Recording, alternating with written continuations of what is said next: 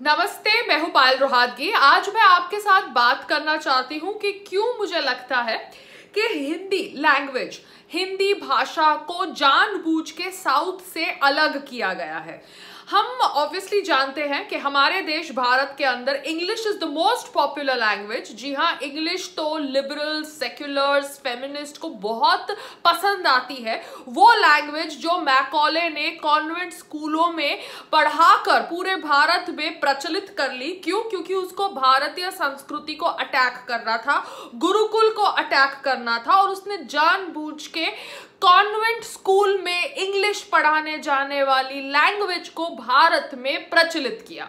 इसलिए आज की तारीख में भारत में इंग्लिश बोलने में किसी को प्रॉब्लम नहीं है। जी हाँ, सेक्युलर्स को भी ये लैंग्वेज पसंद है, नॉर्थ इंडिया में भी ये लैंग्वेज बोली जाती है, साउथ इंडिया में तो यही लैंग्वेज बोली जाती है after their respective mother tongues.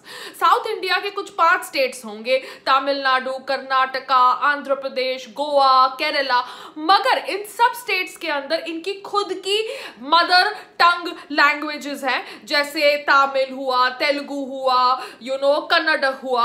मगर इन सब के बीच में अगर कोई कॉमन स्पीकिंग लैंग्वेज है तो वो है इंग्लिश लैंग्वेज, मगर हिंदी लैंग्वेज नहीं। हिंदी जो एक दूसरी प्रचलित भाषा है भारत के अंदर, और भारत के बाहर भी बहुत सारे विदेशों में भी हिंदी बोली जाती है। Hindi is a popular language, उसके बावजूद हिंदी को साउथ इंडिया में पॉपुलर नहीं किया गया। सो व्हाट इज द साजिश, what is the conspiracy of not making Hindi popular in India, in South India?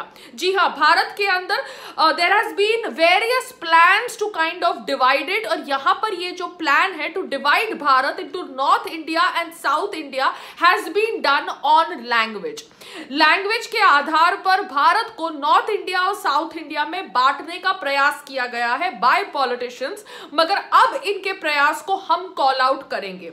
हमने देखा है कि Bollywood is mostly centred around Maharashtra, and obviously कहा जाता है कि बॉलीवुड में जो हिंदी भाषा का प्रयोग किया जाता है दैट रिप्रेजेंट्स नॉर्थ इंडिया। मगर बॉलीवुड ऑब्वियसली नॉर्थ इंडिया की भाषा को प्रमोट नहीं करता। बॉलीवुड एक भाषा को प्रमोट करता है जो एक पॉपुलर भाषा है, वो है हिंदी भाषा। मगर साउथ इंडिया के अंदर ये थॉट प्रोसेस है कि भैया हमारी इंडस्ट्री अलग है, हमारी इंडस्ट्री में बॉलीवुड नहीं आता, which is fair enough. Every state can have their own film industry. I am game for it, because जब यूपी के अंदर फिल्म सिटी बन रही थी तो I was supporting that adventure, I was supporting that Endeavour, because UP के अंदर अगर फिल्म सिटी बनती है तो लोकल टैलेंट को मौका मिलता है, फर्स्ट ऑफ ऑल रोजगार का एंड अपना टैलेंट दिखाने का। So for me I am very happy if the respective state start promoting the film industry of their own state, of their own state language. मगर अगर इंग्लिश को आप accept कर सकते हैं एज अ पॉपुलर लैंग्वेज, क्योंकि social media platforms हो, चाहे फेसबुक हो, चाहे ट्विटर हो, चाहे इंस्टाग्राम हो, वहां पर तो आप देखते हैं कि इंग्लिश का प्रयोग किया जाता है because it is a popular language. मगर अगर मैं कहूं कि इंग्लिश के बाद अगर Hindi is a popular language और इस पॉपुलर लैंग्वेज को एक्सेप्ट करें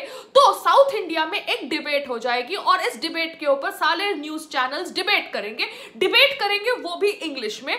मगर ऑब्वियसली उनको लगता है कि ये डिबेट एक्चुअली मेक्स सेंस, क्योंकि इन्होंने साउथ इंडिया को पूरे भारत से अलग रखा है on the basis of language. North India को यूनाइट कर पाए on the basis of Hindi and Bollywood, मगर साउथ इंडिया को हम यूनाइट नहीं कर पाए क्योंकि उन्होंने अपने रिस्पेक्टिव इंडस्ट्रीज के अंदर अपनी रिस्पेक्टिव भाषाओं में पिक्चरें बनाई हैं। But as a person who makes videos, मैंने जब अभी हाल में ही दिलजीत दोसांझ के ऊपर वीडियो बनाया था तो मुझे रिक्वेस्ट आई कि भैया मुझे वो वीडियो को कैप्शन करना चाहिए with English translation, so that जिन लोगों को हिंदी समझ नहीं पड़ती, उनको जिनको इंग्लिश ही समझ पड़ती है, वो भी मेरा वीडियो समझ ले। तो Hindi is a popular language, इसलिए मैं हिंदी में वीडियोस बनाती हूँ। But even then, though I have been brought up in Gujarat, I know Gujarati, though I have learned Sanskrit in my schooling, though I know Punjabi because my grandmother was a सिखनी, I can make videos fluently in Hindi because मैं हिंदी आसानी से बोलती हूँ, हिंदी में मेरी बहुत सारी बातचीत होती है and it is a very popular language.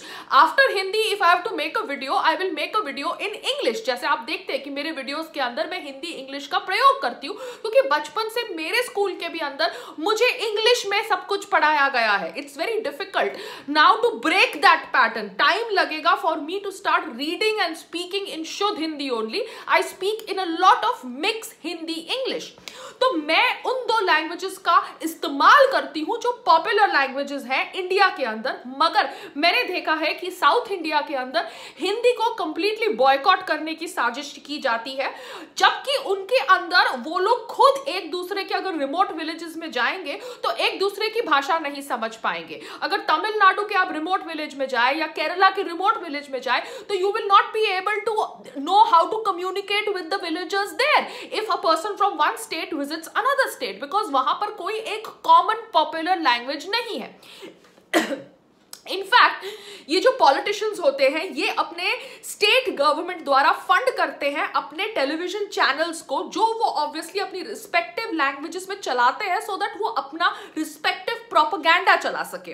Bharat के अंदर हिंदी रिपब्लिक चैनल्स जो होते हैं, हिंदी चैनल्स जो होते हैं जैसे रिपब्लिक भारत, इन सब चैनल्स को देखा जाता है as down market and not as progressive as English channel.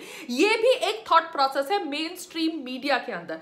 Main stream media के अंदर English channels get a thumbs up and Hindi channels get a thumbs down. ये भी एक थॉट प्रोसेस है जिसको एड्रेस करना है।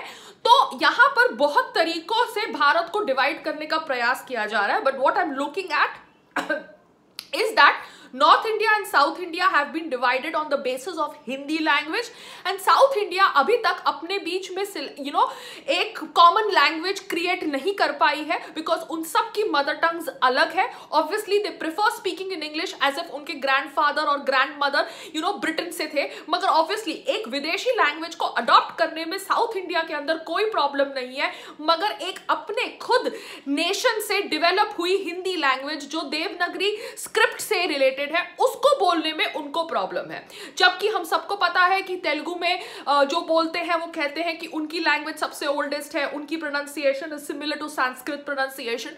तो ये सब जो तामझाम है, ये सब तामझाम देख के मुझे लगता है कि भारत के अंदर अब संस्कृत को कंपलसरी कर देना चाहिए। सभी स्कूल्स के अंदर, चाहे नॉर्थ इंडिया हो या साउथ इंडिया, वहां पर संस्कृत पढ़ाना शुरू कर देना चाहिए because Sanskrit is closer to south India languages also and obviously Devanagari script is a script from which Hindi has originated. तो अगर साउथ इंडिया के अंदर ये थॉट प्रोसेस बार बार डाला गया है कि भैया उनके ग्रैंड पेरेंट्स ब्रिटेन से आए थे और इसलिए वो इंग्लिश लैंग्वेज एक्सेप्ट कर सकते हैं और वो हिंदी लैंग्वेज एक्सेप्ट नहीं कर सकते, तो उनको आई थिंक सबक सिखाने के लिए और उनके अंदर एक कॉमन पॉपुलर लैंग्वेज लाने के लिए I think Sanskrit should be made compulsory in south India and similarly Sanskrit should be made compulsory in north India for unity of north India and south India. That is my thought process which I wanted to share with you over the fact कि कैसे languages का इस्तेमाल किया गया है अभी तक 70 साल से भारत के अंदर भारत को डिवाइड करने के लिए।